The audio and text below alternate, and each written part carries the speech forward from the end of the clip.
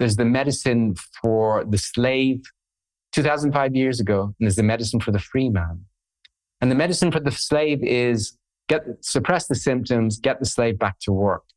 And the medicine for the free man is to treat the psyche and the soul, and to treat the cause, so that you won't be going into chronic disease because you've repressed these symptoms through. Welcome to the Red Pill Sangha podcast. Diet, lifestyle, spirituality, tales of healing. The Sangha, the collective, is waking up. Links below to my autoimmunity consults, online course, books, support groups, and live events. Check them out.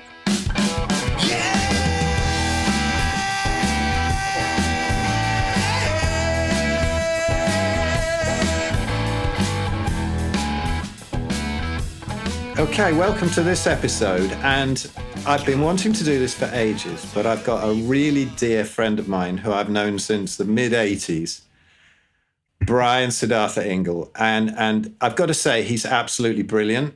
He's 60. I mean, look at him. He's in amazing nick. He's in tremendous physical shape, and he's not even carnivore. We're going to hear a lot about how he's done that. And honestly, the stuff that Brian has studied from the time when we lived in a house together in Skelmersdale, and the stuff that he went off to learn, chiropractic stuff, Feldenkrais, the Hanna Somatics things, we're going to get into all of that. Brian's really studied and made it his life. And welcome, Brian. Thank you so much, Phil. It's wonderful to see you again. I'm hoping one day I'll be with you in the physical presence to give you a big hug one day soon. Yeah, that would be great. But yeah, we've kept in touch, and you know, Brian's got into all sorts of the other stuff, like the quantum stuff recently, and looked into that with our heroes and friends, Jack Cruz and Sarah Pugh, and I'm sure we'll hear more about that. But listen, to start with, tell everyone what you do now and what, you know, and then go into the story of how you got into it, because what happened when you left me in the dark hell, the Mordor of Skelmersdale, and you kept on telling me over the years, you've got to get out of there, man, and you were right.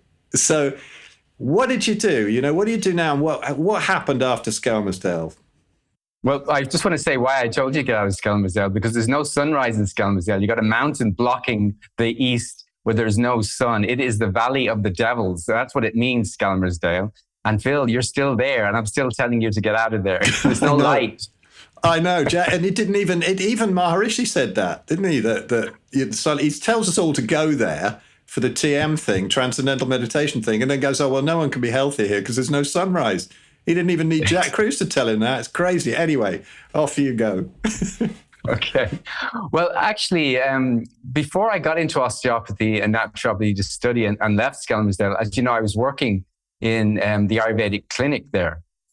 And there's a lot in the essence of Ayurveda that's right on in relation to circadian biology and quantum biology, a lot. It's just that it's not really implemented. And as you know, there's a lot of people there in Skelmersdale who's followed the Maharishi Ayurveda who ended up getting very sick. And the reason why that is because the very basic rule in Ayurvedic medicine regarding to nutrition is to eat what's grown locally and in season. And also eat, 4 hours before you eat before your bedtime should be your last meal.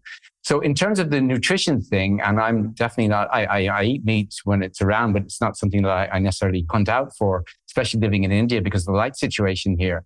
But I feel if we were just to talk about Ayurveda in relation to nutrition, it's really, really simple. To eat what's grown locally and in season, and to eat only when you're hungry, to not overeat, and not to eat after sunset or 4 hours before you sleep. Now, in terms of how I've gotten away with being very healthy and strong and fit and so forth, is because I've really pretty much followed that rule all my life. I only really ate what was in season. I never ate any junk food. And definitely in the last couple of years after sunset, which is always 6:30 in India, I very, very rarely eat or drink. So I feel if you get that down and you get your circadian rhythms down, meaning sunrise, sunset, and get to bed before 10 o'clock and have that deep, deep sleep where phagocytosis and apoptosis can happen because you haven't eten, will enable that clean up to happen in the night and everything to be restored, and you'll be rejuvenated to set your day. So I do feel that Ayurveda had it down, because actually the founder of Ayurveda said the most healthy thing that you can do is go for a walk in the morning sunshine. Now, if we all sort of got more light, on our skin and in our eyes with sunrise and sunset, and we ate what was grown locally and we didn't eat any junk food, I think you could get away with, not being a carnivore. However, in the north of England, there's not much growing in the wintertime. So you probably do have to eat meat. While I, living in India, could probably get away with it. In fact, I had a student there who told me a very interesting story. She was diagnosed with breast cancer, and she's from Bombay. And she went to the oncologist. And while she was sitting there with the oncologist, she had this deep intuition that she would never see that oncologist again. And she left him and she moved out of the city and she moved to Oroville, which is a spiritual community up the road from where I live in Pondicherry. And she became a vegan, in fact. But she resolved a big conflict around just after this breast cancer was diagnosed. And she did not take any allopathic treatment, but she really went into the circadian lifestyle. And she was a vegetarian and a vegan, in fact. And she cured her breast cancer entirely without eating meat. But resolving that conflict and living her circadian lifestyle, not eating after sunset and so forth. So I believe if you have the right light, and she put sun on her breasts and she was naked in the sun and she, et cetera, et cetera. I do believe that if you're living near the equator, you can get away with being a vegetarian if you work with the circadian biology. So yeah, I think just on that point, I think you're absolutely right. It's what Jack says. But once somebody's become ill, it can be a great thing to cover those bases as well. But people do, sure, they heal without going carnivore.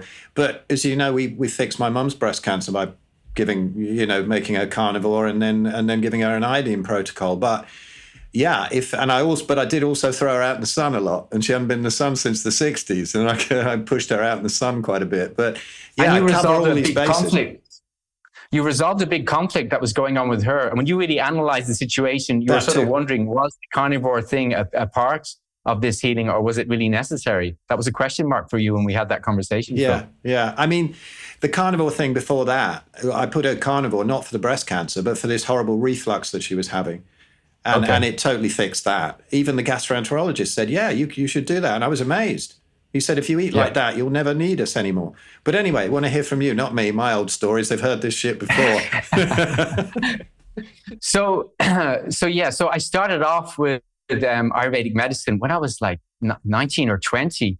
And I worked with, and I think Maharishi Ayurveda has got a lot going for it if you really listen to what the teachings are saying. But if you're not listening to that, then you're going to go off on the wrong track. And Ayurveda is very much about circadian biology and eating what's locally grown and in season. And even the spirituality refers to what did you grow up with in terms of your spirituality. You don't necessarily have to go all, esoteric. You can find the roots of your spirituality in the place that you were born, whether that be Christianity or paganism, whatever it is. And by the way, I think that's a big part of the story too. So let's talk about that. We did the Ayurveda thing. Siddhartha, this mind-body complex here, did the Ayurveda thing, and then went up to London to study osteopathy and naturopathy. Now, osteopathy is a very interesting system. And like allopathic, osteopathy, I believe, has lost its way. And it was only after I graduated that I started going back to the founder and really looking what he was addressing, what he was talking about, what his philosophy was, and what is the spiritual stuff behind what he was doing. And really, osteopathy somehow has been manipulated to become this sexy physiotherapy where we just sort of like do some manipulations to treat back pain. And that is not what osteopathy was about at all. It was a whole system of medicine where we look for the key lesion. We look for the primary cause. And there's 4 possibilities here in relation to the key lesion. One is energetic, One is physical, like it could be a physical key lesion, like you fall and you put your sacroiliac joint out, and that would be a physical key lesion. It could be an emotional key lesion or a conflict, or it could be a spiritual key lesion. So when somebody comes to see me, I'm always looking at what is the primary cause. And usually people see me because they have some pain going on in their system. But I'll often spend an hour with them looking at what is going on with this person. And the question that I ask them when they sit down with me, I say, so what's ailing you? And they go, well, what do you mean? What's really ailing you? What's the core issue here? Who are you in conflict with your life in relation to what's going on with you? And that usually opens up a big can of worms. And you're familiar with German New Medicine, and that's the sort of emotional, psycho-emotional part that I work with. However, I work with it in a different way, because to address the key lesion on a psycho-emotional level, usually in German New Medicine means making some physical change in your life to find that solution. Like you've got to leave your wife or your husband, or you've got to change your location. But I've figured out a way to resolve the conflict using a spiritual technique called pratikraman, which I'll talk about in a moment. And then also to reprogram the subconscious mind to put out to stop the program that's happening in relation to the pain or whatever physical disease is taking place. Because verily the disease process is a healing crisis. And that's a very naturopathic way of looking at things, and an osteopathic way of looking at things too. Rather than trying to fix it, is to understand the biological reason as to why that's happening and looking at the root cause. So these are principles, just life principles that any good medicine will lean into. Naturopathy says the same thing. Osteopathy says the same thing. And so does Ayurveda. In fact, it's all saying the same thing, just from its own cultural viewpoint and way of getting there. So what I've really tried to do is, as Jack Carew says, actually, is get to the truth as close as I can get to the truth, and the closest approximation that I have to the truth today. And I'm open to shifting and changing if I find something that's closer and working. So one of my strengths, and I think one of your strengths too, Phil, is that we're very, very open, and we'll listen and we'll take things in. Because I was a vegetarian for years and years and years, and I was living in Morocco, as you know, this summer. And I was trying to cook meat, and I just couldn't get it together because I didn't know how to cook meat. It was really tough. I was like, what should I do? And he's like, man, get some lamb, put it in the oven. So I roasted some lamb and had some lamb and checked that out while I was living in Northern Africa. So yes, to have openness and receptivity and ears and this curiosity and this inquiring mind is very, very, very useful on the path, to just be open and to listen to another point of view and to try it on in your life. And I've always done that, to try to get to the closest approximation of what the truth is, because the truth is the truth is the truth. It's not about your opinion or my opinion. There is the real point of view, and then there's an opinion. And we're always correct from our point of view, but is it the real point of view, the truth of the situation? And I'm finding more and more and more that this conflict story is always seems to be a big issue with any pain or disease processes going on. And the conversation always goes to, initially, who is it in your life that's causing this major stress and conflict for you, and addressing that. Now, I spoke about the spiritual aspect, and I work with I was with the TM movement for years, like you were too, but I work with it's not Jainism, but it's actually it's called Akram Vignam, which is the elevator path. And the beautiful thing about the spiritual thing that I'm into is that there really is nothing to do. There's no sadhana or practice. It's just an awareness of Siddhartha's mind-body complex, the Prakriti, doing what it does automatically, and to be the knower seer of Siddhartha's actions and activities. And the most important thing is to never, ever protect Siddhartha's mistakes. Now, let me qualify what that means. That means when you've hurt another, to see where you've hurt another with your words or with your actions or with your thoughts. Because usually what happens is when we make a mistake, we don't admit it, we try to protect it, and that compounds the problem. But if you're not identifying as the doer, and you're not identifying as the mind-body complex Siddhartha, and you're resting back in the knower seer, then it's much easier to go, oh, Siddhartha, Brian, you made this mistake again. Now you have to do pratikraman. And this what clears the conflict. So let me explain what that is, how to deal with the conflict on the spiritual level. So for instance, if I have any words that I've said here to you, Phil, trashing the carnivore thing or anything like that have offended you, this is how I would clear it up. I would invoke the pure soul of Phil, and in the presence of Sri Ramana Maharishi, I would ask for forgiveness for hurting Phil with my words, and I would ask for the energies never to do it again. So I'd continue to repeat that internally until I felt that this was clear. And then to do it at a higher level. If you said something to Siddhartha, to Brian, that hurt Brian, I would invoke the pure soul of Phil, and I would ask for forgiveness that he had to be the one to bring this hurt to me. So in that way, you're not a victim anymore. You're taking full responsibility for your life. And the whole idea, and in relation to German New Medicine, is that the thing should be in the rear view mirror. There should be nothing left of it. It should be behind you. When you practice pratikraman sincerely in relation to your mistakes, where you've hurt other people and people have hurt you, and you ask, it's like an Eastern Ho'oponopono, and you ask for forgiveness, it just lightens the whole thing up. So now we get to reprogram the subconscious mind. So for instance, let's suppose I had some sort of back pain story, and it's in relation to the conflict with my mother, where I wasn't feeling her support. Because often when you get low back pain, the conflict is that you're not getting support from some close family member or close person in your life.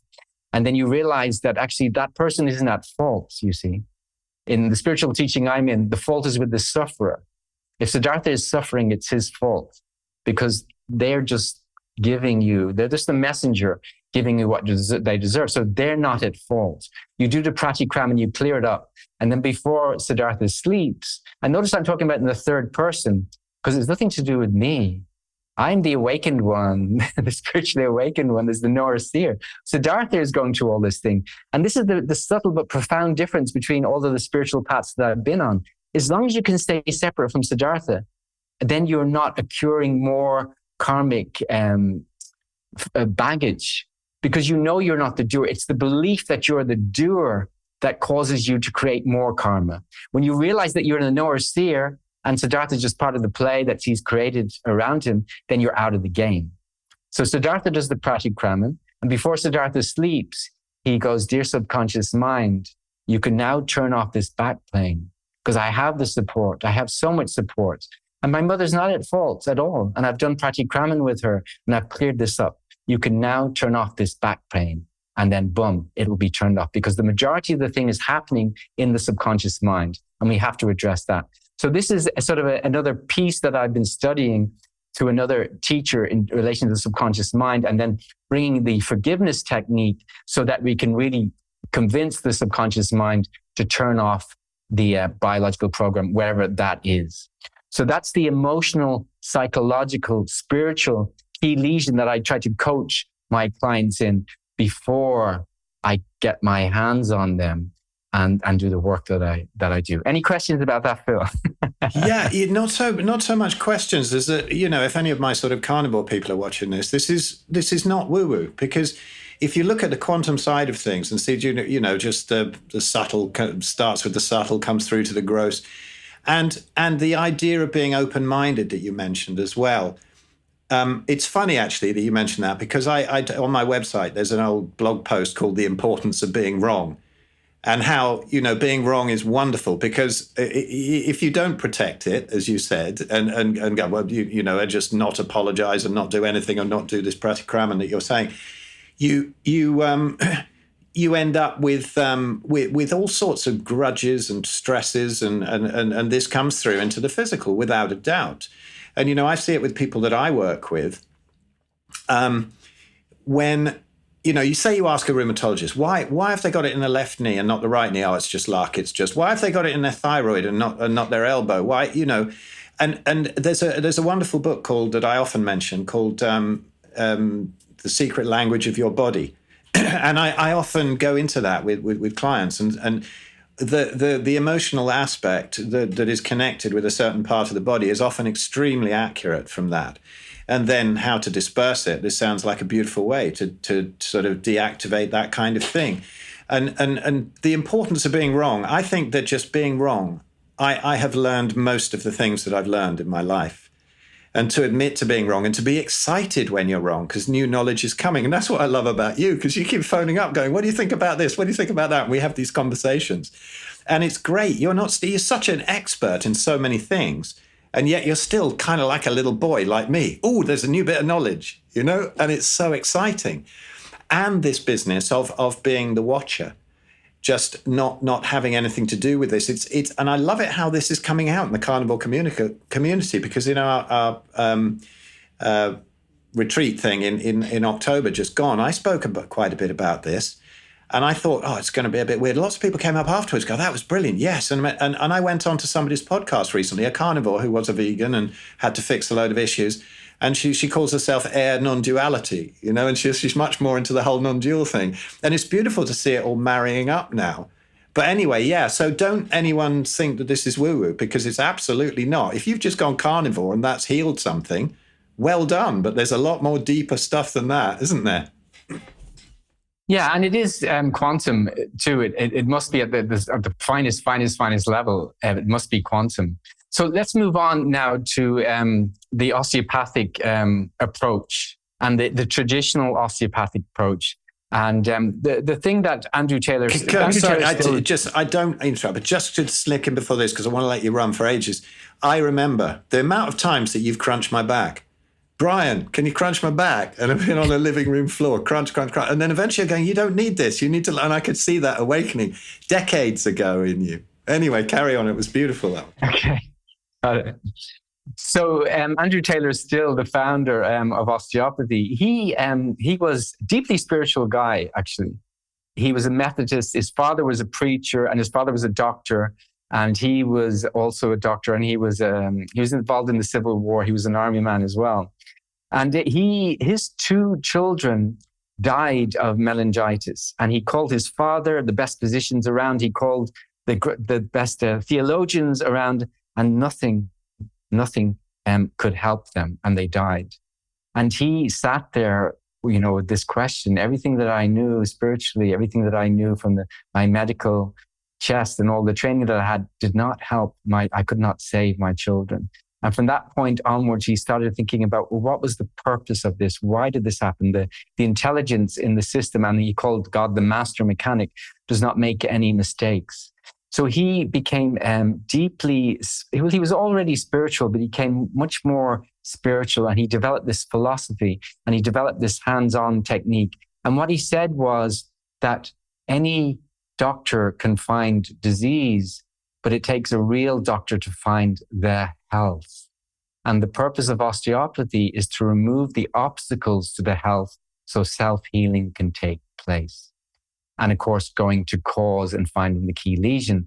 And the health are the same inherent forces that grew and developed us when we were in the womb. And those same forces heal us now. And there is actually an osteopathic mantra that I use and I give to my patients, which the viewers can use too. Before you sleep, just before you sleep, at the end of the out-breath, you can ask the question, where is the health? And it's not an intellectual or a thinking answer. You allow the body to you receive that. And again, where is the health internally? And get that somatic sensation of where the health is. And the health will be working for you throughout the night. So that's also a very useful technique. So as an osteopath, and especially with the biodynamic approach, which is otherwise known as cranial osteopathy. So Sutherland was a disciple of Still, and Sutherland developed the cranial method. And he was 40 years into this. And at the end of it, deeply spiritual man too, his whole thing was just listen and just wait and put your hands on the patient and let the health show itself, let the health show its inherent treatment plan, synchronize with it, and the potency of the health will come up even more. And this is more and more where I've been going over the decades, is to just a deep listening. And also in the midst of all that, I studied the Feldenkrais method and Hanna Somatics. And I realized there was a missing piece there in relation to osteopathy. And that is the power of embodiment and the power of somatic learning and how that enables the potency of the health to become greater. In fact, I developed a formula for self-healing, which composes of several aspects. And one of them is embodiment. And embodiment is really means to be able to feel yourself from the inside, to know how you use yourself, to know how you feel yourself, to be emotionally intelligent, to be somatically literate in terms of self-use, to know what's up and what's down, where's the horizon. The more that we are embodied, the more the health can show itself. And the starting point of a biodynamic osteopathic treatment is to wait for the neutral and to allow a still point to emerge.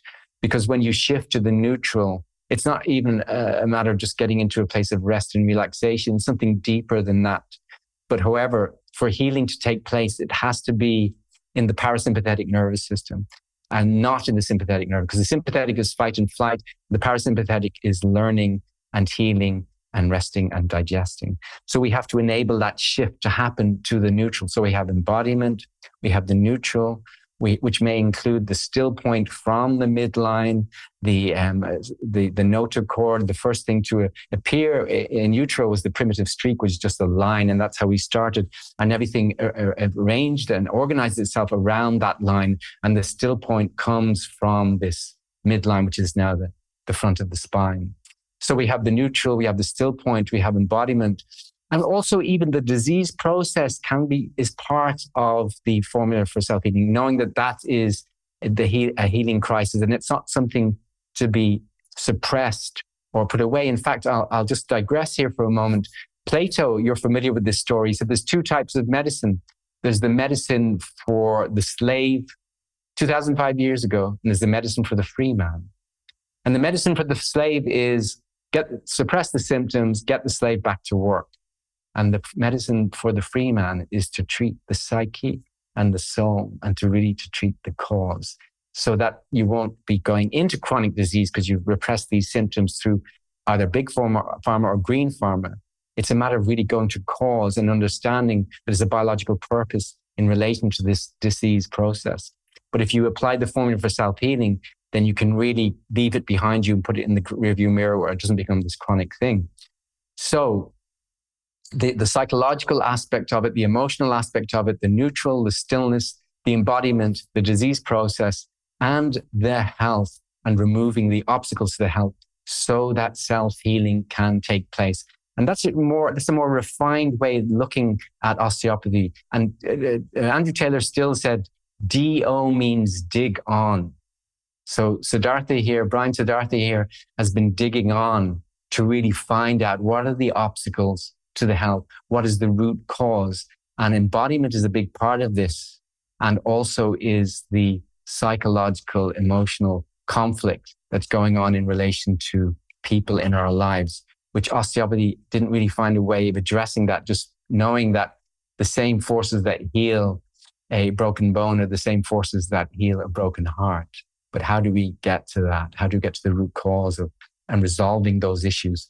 So I really feel that I've come into a place, and it's still not exactly there because we're always trying to get to that truth, but I've come into a very holistic viewpoint of what is the cause and how to work with people, finding the health, looking at the psychological, spiritual, pratikraman, the movement part as well in terms of embodied movement, and the approach clinically, besides listening to the health, is also working with the nervous system, teaching something through the physical soma so the nervous system can learn something and make the changes. So this embodiment piece, this somatic learning piece, using the central nervous system as a way to make changes in the healing process is another key piece that's sort of lacking there or not present in the osteopathic approach. And that's why I spent many years in the Feldenkrais method and Hanna Somatics, because I knew that was an important key that needed to be unlocked for me.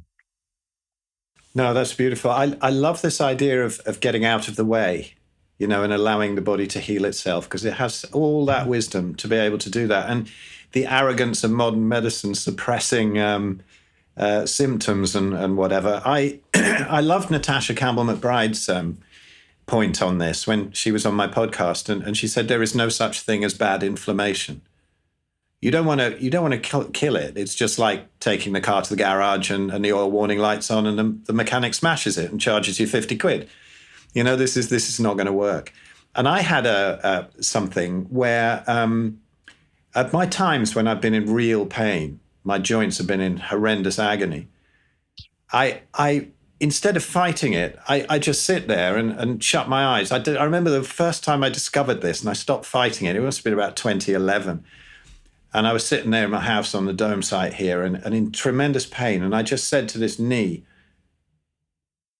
all right, is that the best you can do? Come on, just give me more. I'm listening now. Just come on, give me more.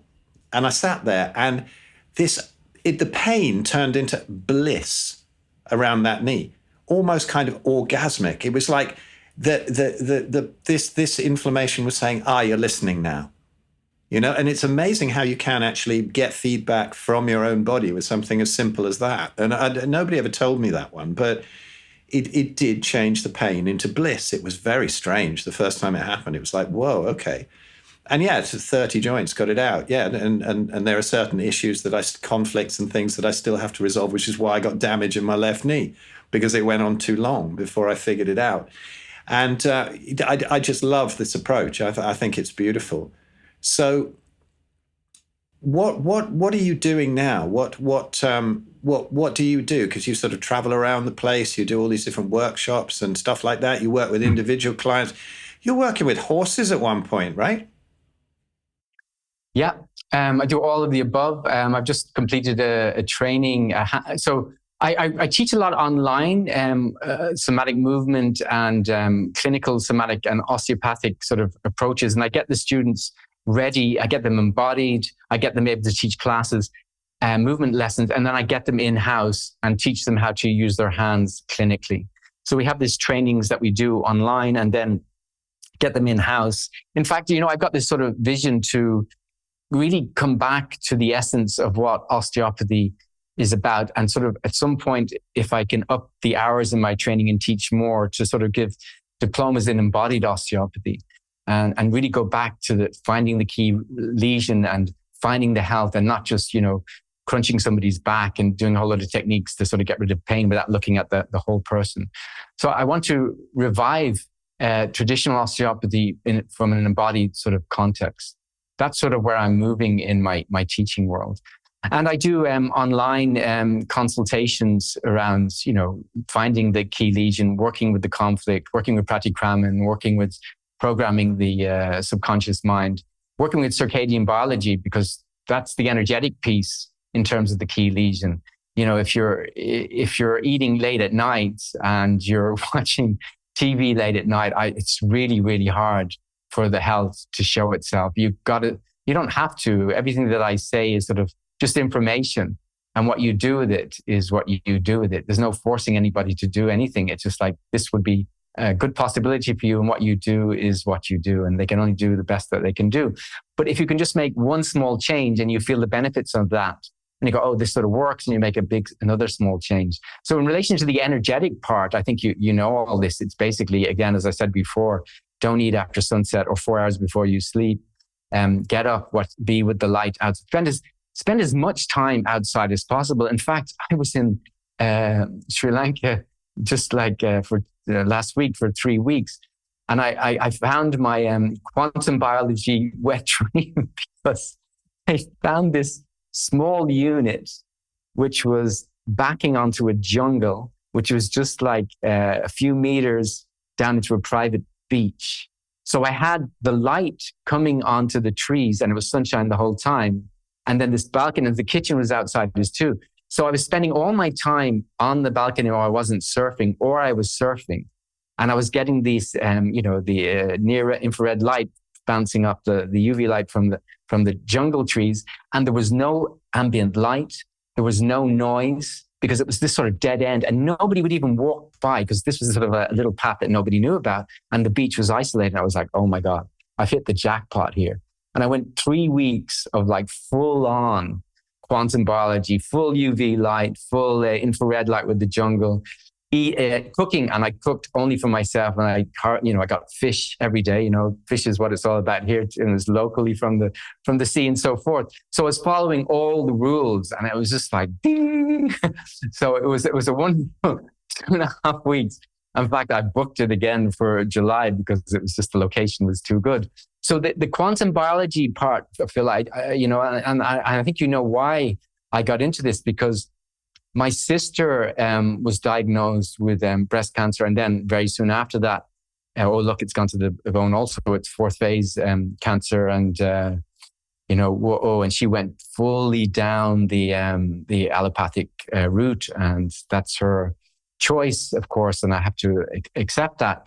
But there's no way there's no way they wanted to hear anything that I had to say about the situation. But that encouraged me. This was a few years ago, but that really encouraged me. She said in the family WhatsApp, 1 in 3 people in Ireland get cancer. Sure, why wouldn't I? She said. So why not me, is what she said. And I thought to myself, why you and why not me?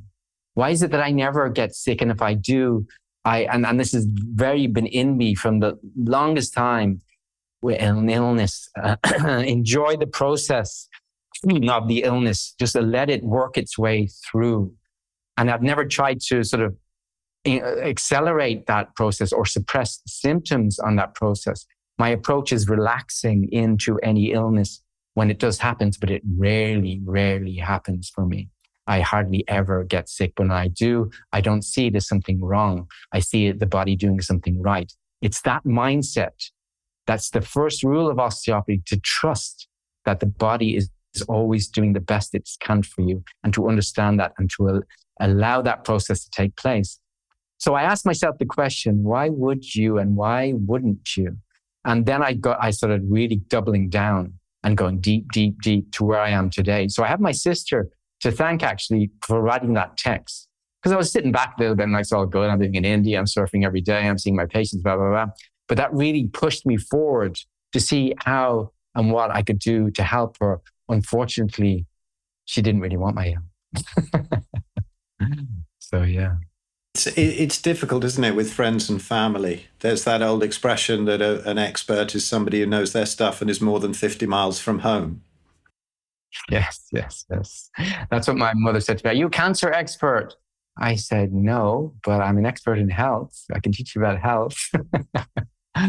So, yeah, but you can't be a hero in your hometown. Oh, my God. They just think I'm nuts, In fact, I think felt like I've been largely cancelled by my own family since the COVID thing too. I didn't get vaccinated, and I at the end of the COVID thing, I went back to Ireland for Christmas, and because I wasn't vaccinated, I wasn't allowed to visit relatives' homes and so forth like that. Yeah, so one of those. And then with the whole me voicing my opinions about cancers and other possible ways of addressing it, it just became this big, like, Siddhartha's a crazy guy. And I just feel that the family has sort of pushed away or pushed me away or pushed back from me. And that was good learning too. It was, I doubled down on the pratikraman with my family. I asked for forgiveness in the way that I hurt them and in the way that they hurt me. And another key part of the teaching in the spiritual work that I'm in is don't interfere in what is happening. We have a tendency to want to try to fix things or make things right in relationship. But often the best strategy is just to allow things to emerge and unfold and unroll the way it's meant to unroll without interfering. And as long as you're keeping an eye on Siddhartha's mistakes and doing the pratikraman. So not to interfere in what is happening, because really, truly, Phil, it's sort of all running on its own anyway. And it's the belief that we're doing something here is actually mistaken. That's not the real thing that's happening. It's just like we're in a play and Siddhartha's playing his part and the lines have been scripted and the play has been designed. And, when you're in a play, if I was playing a king in a play, I'd go home and say, well, that king had nothing to do with me. In the same place in our life, actually the part of Brian Siddhartha Ingle and how he's speaking now and his gestures of his hands and the digestion that's taking place after lunch and so forth, it's all happening on its own. And when you can really appreciate that and understand that and then witness that as the knower seer, life becomes very, very easy and very, very simple. Not to interfere, to not take ownership on your words or your actions. And the criteria here, from my point of view, as a spiritually evolved person, is somebody whose anger, pride, deceit, and greed is down, and humility is up. So the path of the spiritual life is the path of humility and love.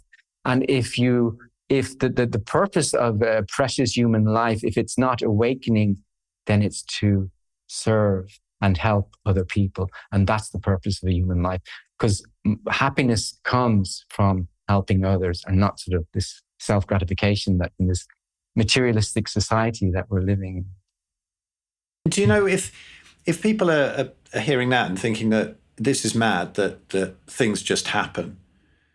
Well, I think a key to that is the research that was done where they found out that if somebody moves their arm, it moves before the actual thought happens to move the arm. And so what's going on there? So, they can kind of show that. Well, I mean, you can even go on a much more practical level. You say, I made the tea. When you think about the tea, well, somebody had to grow the tea and then somebody had to harvest the tea. Somebody had to package the tea. Someone had to bring the tea to the tea shop, and the guy in the tea shop had to sell it to you. And then the same process with the sugar and then the gas and the match to light the gas, and the timing had to be right. And the pot had to be there, and the ginger had to be there. And all those circumstances had to be there for you, the last thing, to put it together. So to take ownership and anything, even like I made a cup of tea, no way. There's millions of evidences come together to make the thing happen. And we examine each and every part of our lives. We realize that we're completely out of control, because if it did go the way we wanted to, everything would go our way. But it doesn't go our way. Many things don't go our way. So who's doing that? And if it's God, then he should be sacked from office, because he's doing a really bad job, because everybody's suffering down here. So God isn't the doer. You're not the doer. I'm not the doer. So who is the doer? And that's what I go deep in, the understanding as to who is the doer in all of this. What do you think about this this new thing that people are always talking about, which kind of makes sense to me in a way, the whole simulation theory, that this whole thing is a complete simulation? It would kind of explain all of these things in a way. Yeah, it's a modern way of thinking of the whole Advaita thing, where we're just sort of in this dream and in this illusion, and we're not the doer. But the difference between the Advaita approach and what I speak of is that Siddhartha has to take full responsibility for the hurt that he's causing other in life. And there's no spiritual bypass here. The problem with the stimulation and with the Advaita story is that it can become, oh, you know what, I'm not the body, and it's all an illusion. And then you're still in the game.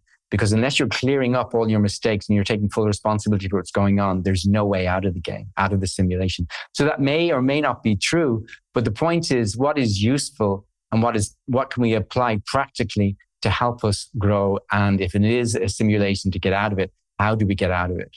And I believe I've found a way that to take full responsibility, to know who you are from the real point of view, the knower seer, and that Brian Siddhartha Ingle is just sort of a character in the play here. And at the same time, taking full responsibility for what's going on, where he gets hurt or he hurts other people. That's the key difference here.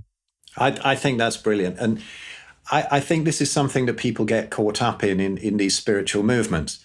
Oh, let's all be airy-fairy, no negativity, no nothing.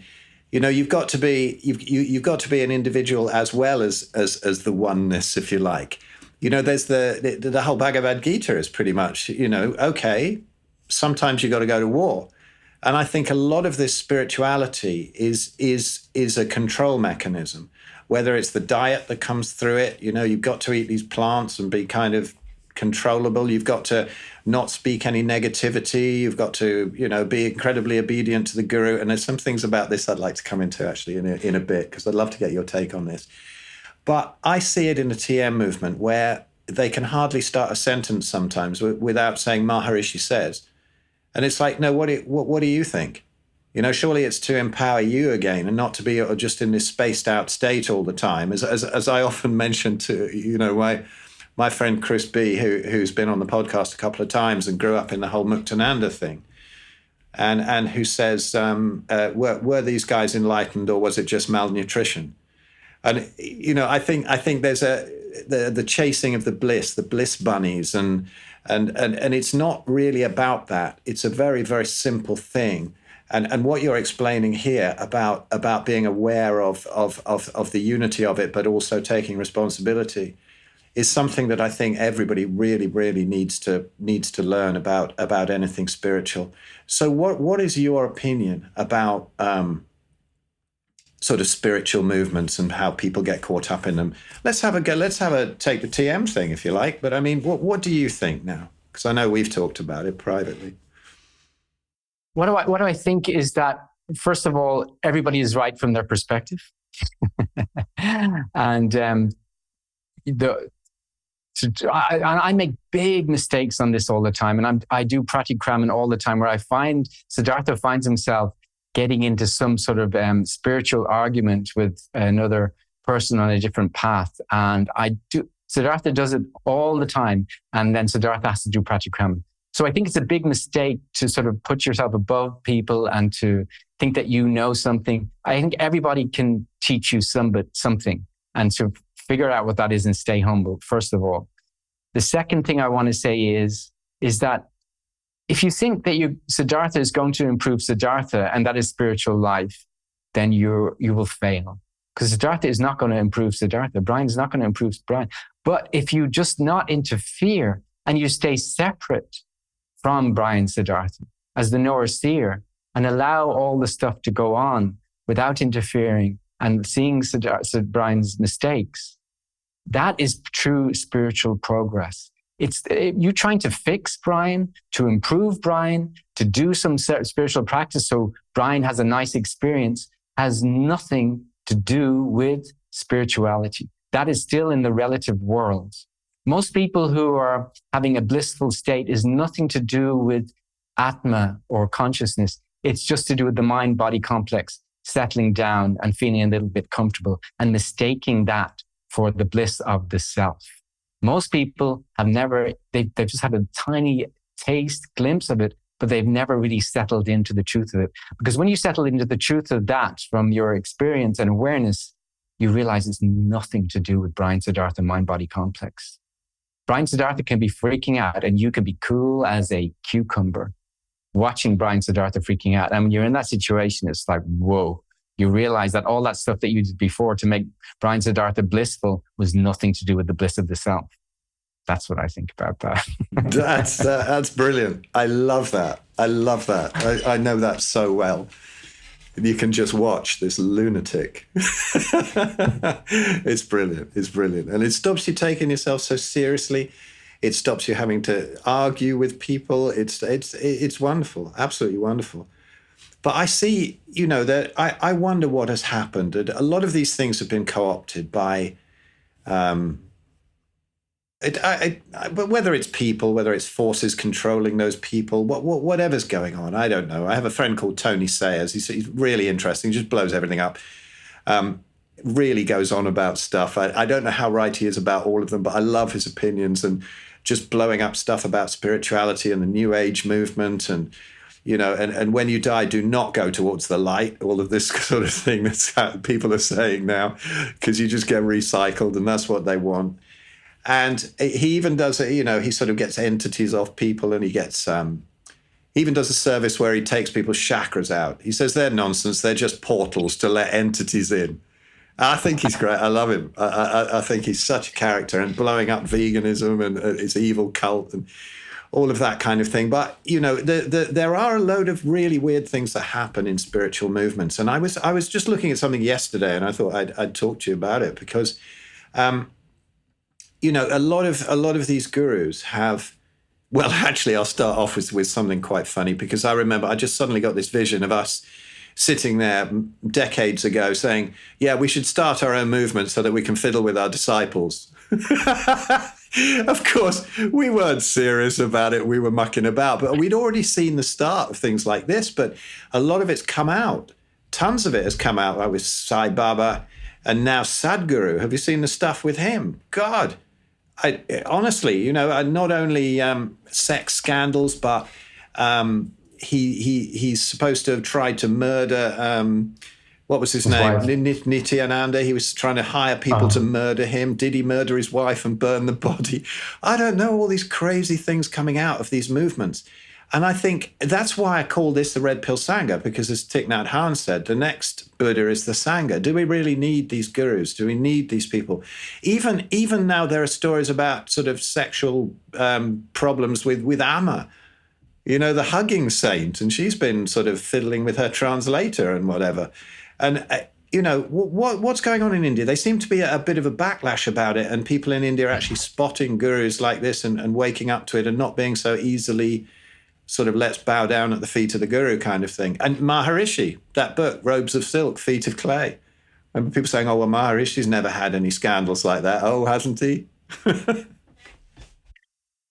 Yeah, it's definitely rife here in there's very few teachers who've reached these heights where they haven't been fallen. In fact, guru means heavy. It means the guru will eventually fall. But guru is one who teaches something in the relative, is more like a teacher. That's also a translation of it. But a gnani, the one who gives you knowledge of the self, is in a different realm altogether. And that's deeply spiritual. So anybody, you don't want to really be a guru, because you're going to fall. And most people can't take the pride that comes with that and the adoration that comes with that. The ego comes up so much, and there's so many temptations. And that's what happens to these people. They generally end up having sexual relationships with the disciples, and they try to cover it up, and it all comes out, and they fall and so forth. And a lot of people in India are very, very wary of it, but some of them have so much status and so much power, and there's so much energy around them because of the group energy that they just fall into it. So you have to be very discerning. And again, this actually happened to me. Was it yesterday or the day before? This woman, she said, "I want to introduce you to my guru. He's a Krishna guru."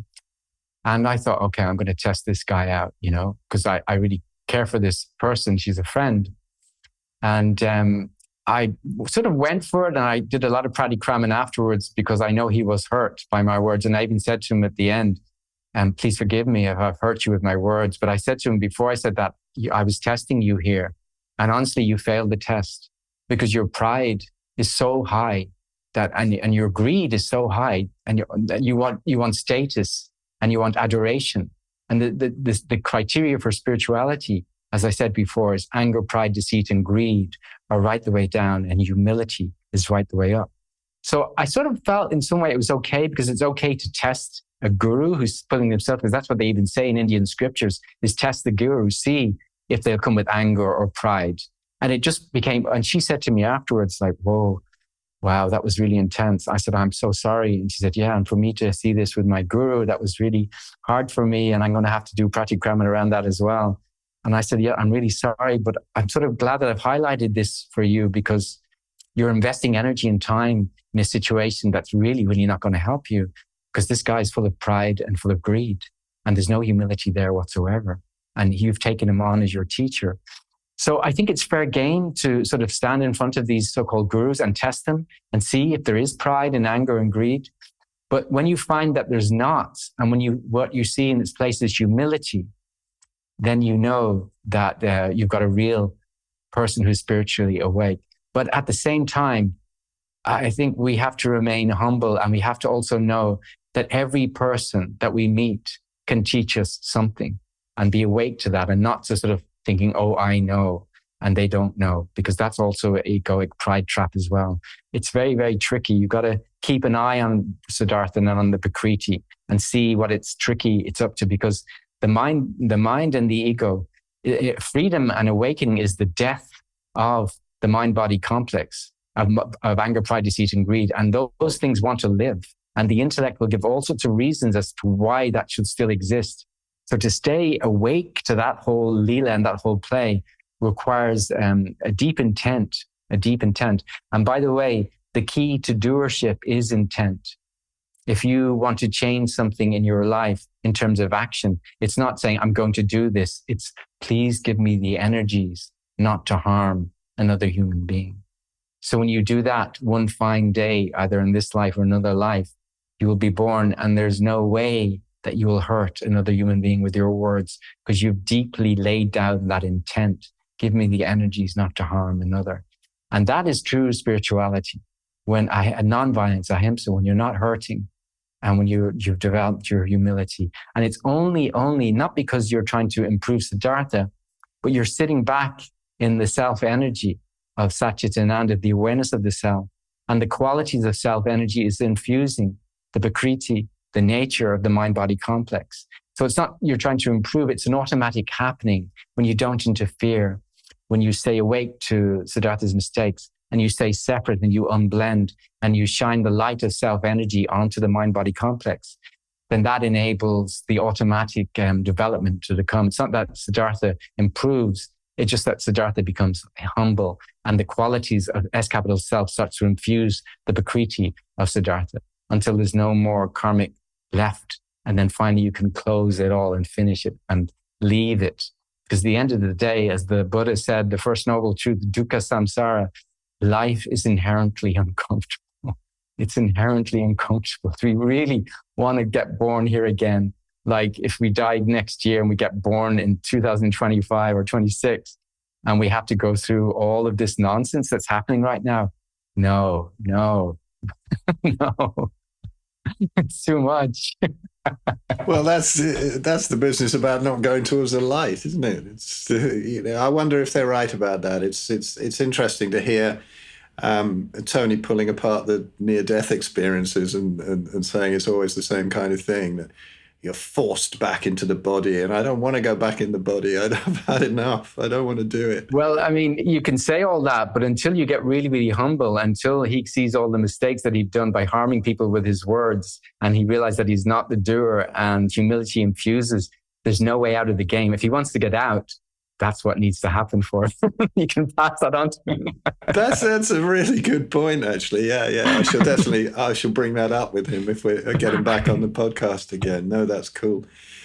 So what do you think? Like, say Ramana Maharshi, he's always struck me as somebody who was probably the real deal. Would you say so?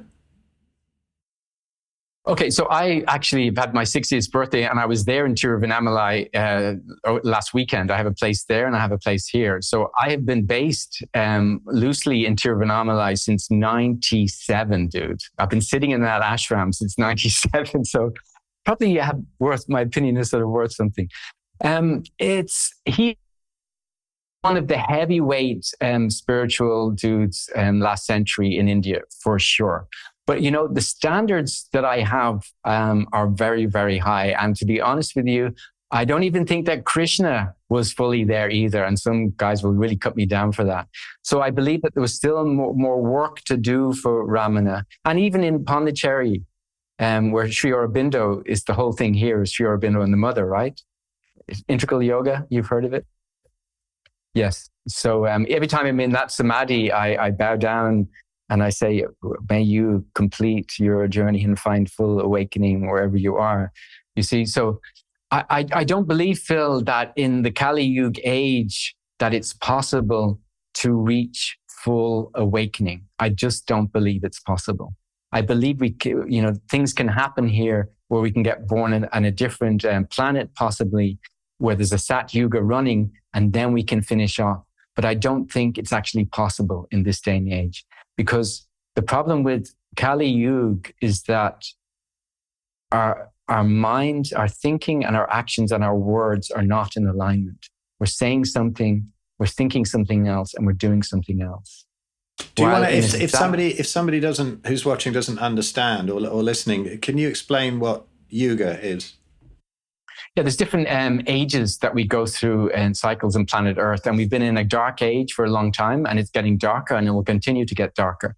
And in that dark age, there's violence, there's so much suffering, there's so much pain. And even in planet Earth, there's some parts that are really hellish, and some parts that are really beautiful and easy, and some parts are in the middle. So there's all different possibilities here. But nobody's really in the Kali Yuga. Nobody's thoughts, actions, and speech are in alignment. But if we were running a Sat Yuga, what you think, what you say, and what you do are in alignment. So if you want to get out of a Kali Yuga and move to a Sat Yuga, you get your thinking and words and actions in order. What you think and what you say and what you do is in line. And that is the qualification to be born into a Sat Yuga. So then you can really have a chance of getting fully liberated. So I don't believe that anybody was I think there were some very highly evolved souls, or they were more embodied with their self-energy, but I don't think any of them were there. Rama was definitely one who was there. Rama for sure. But, and it's interesting about India that it's where all the spiritual stuff, it's sort of all started here, and it's sort of the roots of spirituality in the world. It's sort of in the atmosphere, even though there's a lot of madness going on. There's a crazy shit going on here. It's a big puzzle that you'll never understand. It's just like, even I'm here for 30 years and I'm like, are you serious, dude? Did that really happen? You just can't believe it. In spite of all that, there's a deep spirituality that's in the atmosphere. It's in the atoms. You can just sort of feel it. And that's the deep attraction for me living in India, because the West has it's lost its religion, it's lost its spirituality, it's become this materialistic, scientific thing where the vaccine has become the new Eucharist and science has become the new religion. So it's problematic. There's no, when I was growing up in Ireland as a kid, it was there, even though there's obvious problems with the Catholic Church, but there was a deep reverence to some higher power. It was just there in the community. Everybody was on it. And as a child, I was deeply in love with Christ and Christ's energy and the values that Christianity stood for, even though there's a lot of weirdness going on with that. But now it's all, I don't think I've got any family member who has any spiritual, religious thing going on at all in the east coast of Dublin. So, and when I was growing up, everybody that I knew was into on some level or some spirituality. And the Irish people, they're sort of a special group because they have a deep culture in relation to mysticism and the land and nature and the sea. So if you get out of the cities a bit, you can still feel that in the Irish people, which is beautiful to see. But in the cities, and especially on the East Coast, and especially in Dublin, it's become very materialistic and scientific and a lack of spirituality. I've forgotten what your question was. Just about the yugas, that was it. But you explained it beautifully. Yeah, okay. Yeah, and yeah, I love that about Ireland. I love Ireland. I have a friend. Well, you know them. You know Fiona Everett and Dayon and Jolien and Joe. He's got this place that he bought ages ago near kind of around Limerick, and it's in the country, and it's just lovely. He's there with a well, and he's got his own water, and he just hangs out there, and it's beautiful out there. And the characters that you meet, honestly, the Southern Irish characters are so hilarious. There's always that just wonderful sense of humor they've got. I love it. But yeah, so what would you say? I look at it from my point of view with taking Ramana Maharshi again, because this was something I was talking about with somebody a while ago, recently rather. So he's grounded, assuming that he's in a pretty good state of consciousness. He's out in natural light. He's got no artificial light. He's all twisted up at 70, and then he gets arm cancer and dies. Right. So what was going on there, man? I mean, was that him processing all the karma of the world through himself, or was it that he ate rice and dal all day long? What do you reckon happened to old Ramana and his arm? Okay. Yeah, that's a good one. Well, first of all, I do know that Ramana was so embodied in self-energy that any of that physical stuff that went on wasn't really an issue for him. I do know that much. Why? Yeah, why? I mean, the stuff that I said before around finding the key lesion and looking for the conflict and the circadian biology and so forth, it's all relevant. But also, I do believe that there are some karmic things that have to come through for us. And there's no escaping that. It's like we have to take that burden. And he was just finishing off some demerit karma that had to come through in terms of that pain in his body. That's my sense for him. I don't know if it really was in relation to him, because he was sitting, he was in the light, he never wore shoes. Okay, he had rice and dal all the time, but I know a woman here, as I said, who just went vegan and she cured herself of cancer by being in the light and so forth like that. So it's almost like his time had run out. He had finished what he had to finish here on earth, and he had to move on to something else. And that was the way out. And it was also some demerit karmic file that he had to complete by getting that cancer. And that's just my viewpoint. I don't know if it's right, but that's when I think about it. That's what was going on for him. Yeah, well, there's always that sort of aspect. I mean, I always just think he's wandering around with this cow that was like a pet or something. And I thought, there's the answer. It's like that story, isn't it? Where the guy's up on the roof and the flood waters are rising and blah, blah. And he's saying somebody comes past in a boat and says, no, it's all right, God will save me. And eventually he drowns. And God says, well, I did send you a boat. And I think maybe God sent Ramana a cow. He should have probably eaten the thing, I reckon. Oh, no. Oh, my God.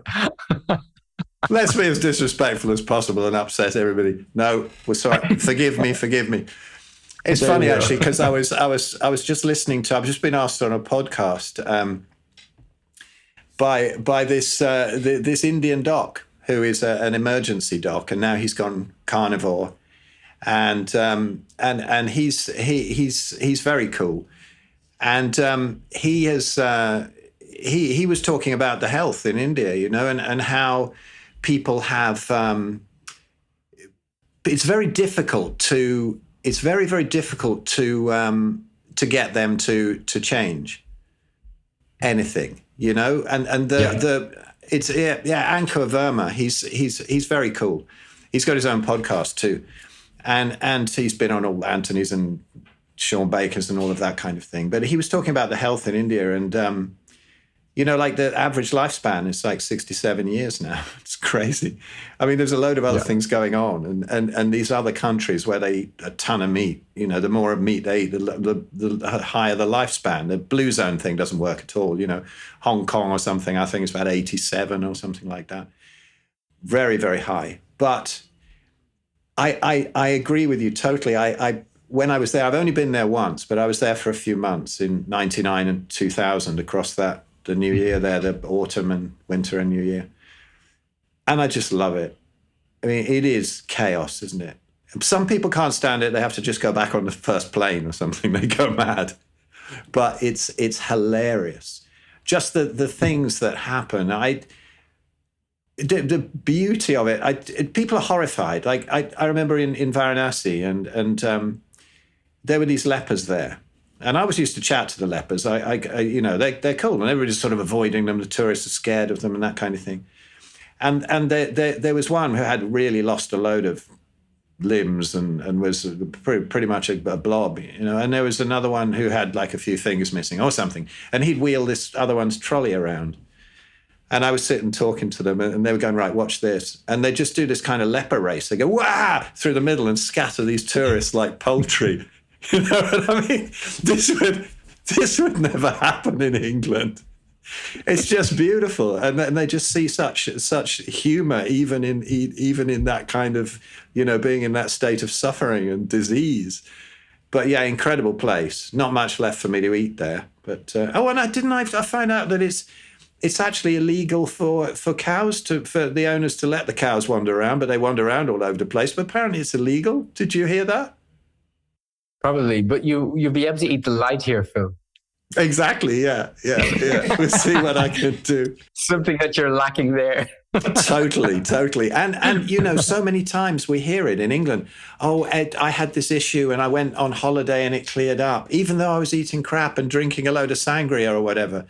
It cleared up, and then I came back and I had this stiff. Yeah, we've got to be more strict up here.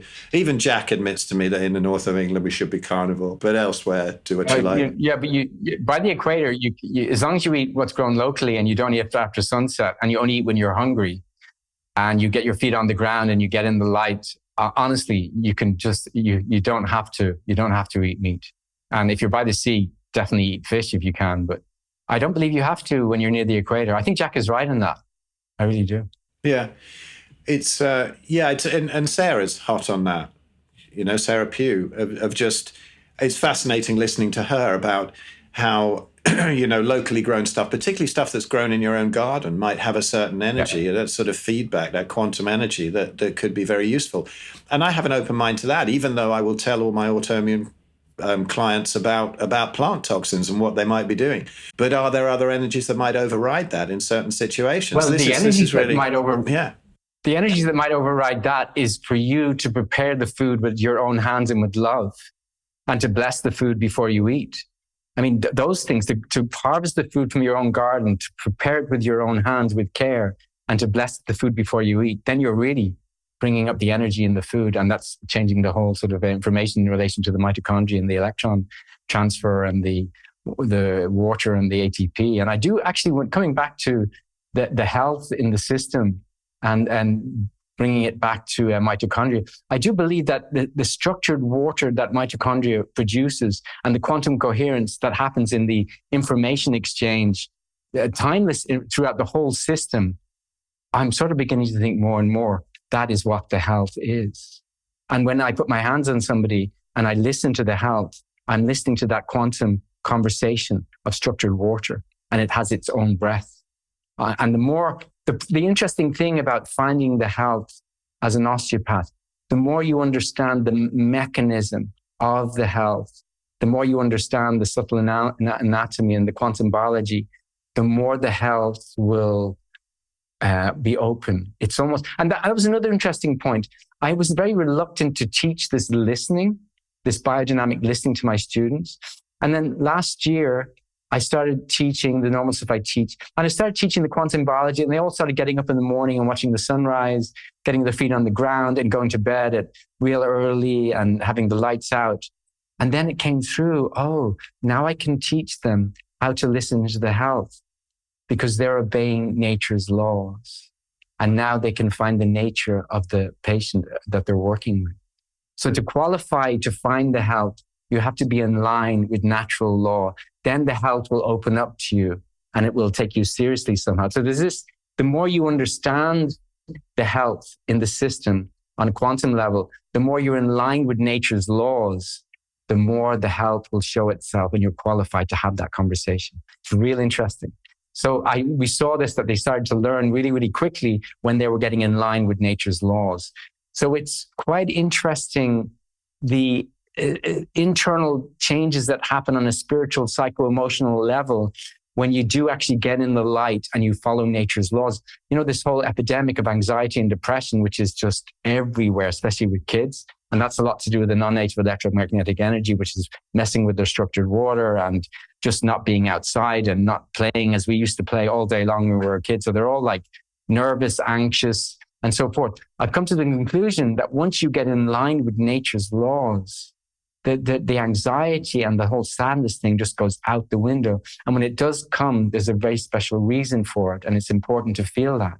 But it's not this thing because you're so out of whack with nature's laws that the system has just lost the joy of living because we're so out of touch with nature's laws. So one thing which would be very important is to teach our children in schools how to get back in with nature's laws, meaning with the earth, with the light, with the dark, with the cold, with eating seasonally, with cooking with our own hands, with harvesting our own food. Because when people come and see me, I especially in India, I go, what was your grandfather doing? And they go, they were outside most of the day farming. I said, you want the answers to any of your problems? Look at what your ancestors were doing. They ate at the right time. They ate what was grown locally. They went to bed when the sun went, they were in when the sun went down. There was no nightlife. There was no drinking. And they lived a ripe old age, and they didn't end up with some chronic disease at 60, and now in India where they're dying so young. I mean, nobody can do what I can do in India right now at 60 years of age. When you're 60 in India, that gets all over for you. I'm surfing every day. I mean, I can do anything that I want to do. I still do. I still harvest my own water. It's not that I go to a stream. I've got this like this big container, and I go to this, because in Oroville, they've got this really great filtered water. And it's like, I go out of my way to put it on my motorbike, to go there, to fill it up, put it back in bring it up the stairs, so it's like, just to harvest my own water in that regard. And nobody's doing that at my age in India. Nobody. They're all sitting at home watching TV and then slowly dying. They've all got diabetes, by the way, because they're not they've all got diabetes. So they've lost it here, but they did have it, as we all did before the lights went on. Before electricity came and non-native magnetic energy came, we were all in touch with the Schumann's resonance. We were all with the light. And even when we're in the Northern Hemisphere, we embraced the cold. We weren't in central heating all the time and so forth. And we've just lost being in touch with nature's laws. And therefore we've lost the joy of living and being human, and we've lost our spirituality. That's what I think. It is about light, water, and magnetism, I think. This is why you look at it through different lenses. The carnivore thing, I remember putting up, because the lowest deuterium food, for example, is really good ruminant animal fat. And when you take that in, it causes the cell to produce its own deuterium-depleted water. And listening to these great guys like Laszlo Boros and Gabor Szomlai, the deuterium researchers, and then you get another kind of lens on what's going on. And, living under blue light stops the body depleting deuterium, so you get mitochondrial issues, people overhydrating with regular deuterium level water. But then when you're on the equator and you're out in the sun all the time, that depletes deuterium. And so nature gives you plants down there. Nature doesn't give you plants up at the Arctic, but the Inuits stay healthy because they follow nature and they have the local food. Yeah. And this is exactly what happens. And you mentioned about the happiness as well, which is something struck me where I had Mary Ruddick on the podcast. So Mary Ruddick's wonderful. And if people don't know her, have a look. Mary Ruddick, Red Pill Buddhas, my old podcast. But she travels around and lives with all these indigenous tribes who really are living their ancestral lifestyle. And she said one of the things that you really notice about them, it's just they're always smiling. Yeah. They're always happy. They have no chronic disease, but there's no mental illness either. There's none of those problems. And she said it was this time when this kid sort of came and sat on her lap and just smiled and just carried on smiling. And then she realized that, hours later, that's all that they were still doing. They were just sitting there smiling at each other, and that would be intolerable to most kids now. They need this input. They need some flashing screen every 10 seconds. But yeah, it's beautiful. Once you're in touch with that whole ancestral thing, that's what it's all about. Well done, yeah. With the future for mankind, especially in the Western developed world, is not pretty. It's not going to work out. I've got serious concerns about that. Not for the indigenous people who are living in nature, absolutely no problem. And in fact, I think the birth rate is going right the way down, but I can just see that there's deep disturbance in the children in the cities in the Western world today. Deep unhappiness, deep loneliness, deep anxiety, deep sadness that's going on, and all sorts of other diseases that just weren't present when we were growing up as kids, autism, et cetera, et cetera. It just wasn't there. So we're in trouble. We're in trouble. And I honestly don't know what the answer is, because big tech is not going to turn around and go, hey, this stuff isn't good for you. And the educational system isn't going to turn around and teach us how to be somatically and emotionally literate and embodied, and teach us about circadian biology. It's just so far away. I think in the next 10 years... It's all right. We're going to be okay, because RFK's there and he's taking the orange dye out of Fruit Loops. That's what's been the problem in America. So we're covered. Yeah, right. Yeah. Yeah, I mean, I was inspired there for a moment, but I just don't buy it. We'll see. It was great that the narrative had completely changed from like, you couldn't say anything about anything. And if you were saying it, something that wasn't the mainstream narrative, you were just canceled. I really thought we were like, oh no, this has happened too quickly and it's never going to change. So it was such a beautiful sort of turnaround where it's like, okay, woke stuff, it's over. And vaccines, let's really look at that. Is it really helping? And let's look at the processed foods. So there was some shift, but I think that big pharma and big food and the military industrial complex, they've got too much power for that to change. I don't think it will. Yeah, I think it's not going to be the great sweeping thing that people think it is. But anyway, listen, do you know what I'd like as we wind this up? Because we've been coming up an hour and a half now, and that's a good time, okay, I think, for a chat. And there's been some great stuff. But, I want to know two things. Before we ask where people can find all your stuff, let everybody know what a day in your life looks like. Because I remember you relating it to me at one point. And it was just, it's so cool. You're really living what you say and practicing what you preach. So what's a day in the life? Yeah, well, I mean, on a good day, because sometimes, life happens and things get in the way and you're trapped and so forth. Yeah. So I get up just be a little bit before sunrise, and I hit the ice bath because I've got my own ice bath here, and that just sort of goes ding, it sort of wakes me up. Now, if I'm not doing yoga with my friends downstairs, which is often what I do. So there's three possibilities here. I go downstairs and I do an hour and a half yoga practice, and the door is open. So the sun comes in and I make sure I'm facing east. So I live on the east coast of India, right beside the sea. And before I used to be on this roof, which was 2 blocks east, and I was right on the, looking at the horizon with the sun coming up.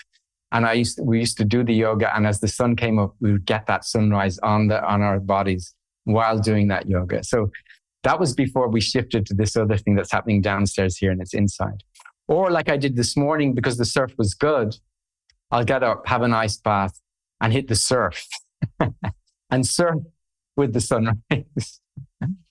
And then I'll come back, and I'll usually hit the Sri Aurobindo's ashram here and do this reading to reinforce, to not interfere, whatever's happening, to Siddhartha, to lay down the deep intents, not to harm another human being with my words, with my actions, and just some deep intents around how the Prakriti of Siddhartha would be possibly in the future. Because, Siddhartha is going to make mistakes, and he's not the doer, and things aren't going to go the way that he would like them to go, but just to understand that it's happening the way it's meant to happen, but there can be a change with deep intent. So there's some spiritual reading that takes place in this very beautiful, quiet samadhi where Sri Aurobindo and the mother samadhi is. And then I'll go home and have breakfast, which is usually eggs and toast. I do have toast and eggs, and so maybe it's a little bit of ham there occasionally, and avocado, possibly, if it's in season. And then I start my work. And I don't have any lunch whatsoever. I don't have anything at all throughout the day, except at around 6:30, where I'll have a meal that's usually home cooked, and it's usually fish of some sort, or prawns, or something like that. And then I'm in the red light in the night. I don't have any white light on at all. I try to wind things down, and I'll have a hot bath and then an ice bath before I sleep. And I'll get to bed usually before 10 o'clock, and I'm just like out, and I'll sleep solidly to like 5:30 or 6 or something like that. So that's on a really good day, and, trying to get more, because I've been traveling a lot recently back and forth, but that's usually my routine when I've got my routine down. So Brian, thank you so much. That was great. And tell everybody where they can find you, what you're up to. We'll put the links underneath, but what you're up to. Where can people? So livingsomatics.com is my website, Living Somatics, Somatics. There's 2 things that I'm working on. I'm working on an applied somatic healing certification with the Shift Network, which is actually rolling out next week. But I don't know when you're coming out with this interview, but maybe you can still join it because it goes on for 1 year. So if you're interested in working with me and working and developing yourself professionally and for your own self-healing journey, This program will involve somatic psychology, circadian biology, osteopathy, somatic movement, clinical somatics, et cetera, et cetera. There's 7 different modules over the year, and you'll be trained professionally to come out as a somatic educator and to work with these different modalities to find the key lesion, et cetera, et cetera. And then also I'm doing, with my own organization, Living Somatics, and my colleague, Maya Schiffer, we're doing, starting another training, which is smaller, just within around the somatic movements, which will come out in April. And if you want to do one-on-one consultations with me online, I'm available for that, to hunt the key lesion, to teach pradikram, to reprogram the subconscious mind, and to just have a chat about things, to really figure out why this is happening and its purpose, and how we can work out a way to resolve it and put it in the rearview mirror. That's wonderful. Brian, thank you so much. Music with the people.